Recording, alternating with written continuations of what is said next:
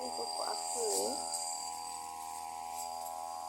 Dia ada buah dia warna oranye ni. Ni tak tahu kalau apa.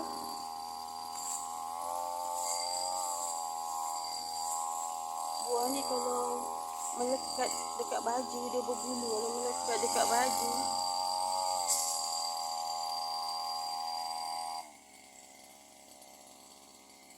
dia bukan terung pipit ni.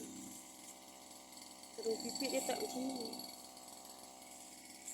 Dia suka melekat dekat seluar baju,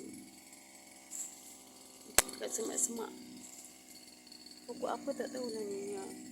Ni. Dia berbulu-bulu batang dia. Pokok dia batangnya ada duri-duri. Lepas tu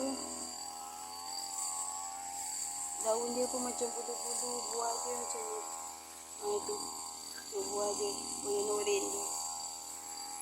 Oren. Dah buang dia tumbuh lagi. Kalau kena kat kulit gatal.